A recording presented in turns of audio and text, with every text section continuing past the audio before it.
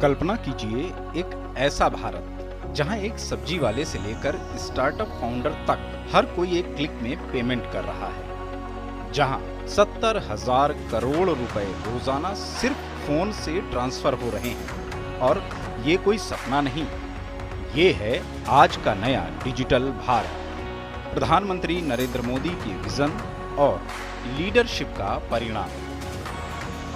भारत की डिजिटल अर्थव्यवस्था की स्थिति के बारे में 2024 की एक रिपोर्ट बताती है कि आज भारत ग्लोबली डिजिटलाइजेशन में तीसरे नंबर पर है।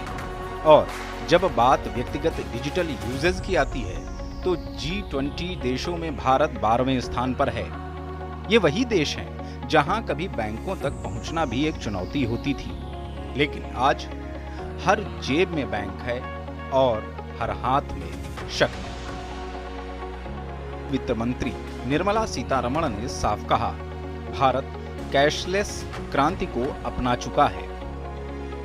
अब सोचिए, एक दिन में 59.6 करोड़ डिजिटल लेन देन हो रहे हैं, जिनकी वैल्यू 70,000 करोड़ रुपए से ऊपर है। और इस क्रांति का धड़कता दिल है यूपीआई, जो देश के 80% से ज्यादा रिटेल ट्रांजैक्शन का जिम्मेदार है। 2014 से पहले डिजिटल भारत एक नारा था, आज ये हकीकत है।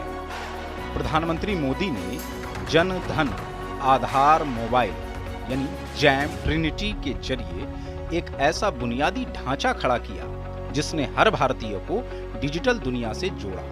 और आज उसी बुनियाद पर खड़ी है भारत की सबसे तेजी से बढ़ती डिजिटल अर्थव्यवस्था। 2022-23 में डिजिटल अर्थव्यवस्था ने भारत की जीडीपी में 11.74% यानी 31.64 लाख करोड़ रुपए का योगदान दिया। 14.67 मिलियन लोगों को रोजगार मिला और यह सेक्टर बाकी की तुलना में 5 गुना ज्यादा प्रोडक्टिव है। यही नहीं, 2029-30 तक डिजिटल इकोनॉमी भारत की नेशनल इनकम का 5वां हिस्सा बनने जा रही है, जो कृषि और मैन्युफैक्चरिंग दोनों से बड़ा होगा। मई में यूपीआई ने 18.68 बिलियन ट्रांजैक्शन का रिकॉर्ड बनाया।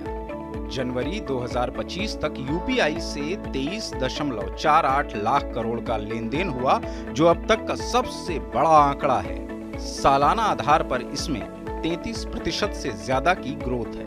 और ये सब हो रहा है उस टेक्नोलॉजी की बदौलत जिसे न गांव की दूरी रोक पाई न शहर की भीड़।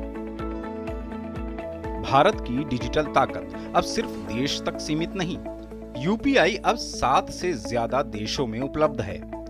UAE, Singapore, Bhutan, Nepal, Sri Lanka, France और मॉरिशस जैसे देशों में।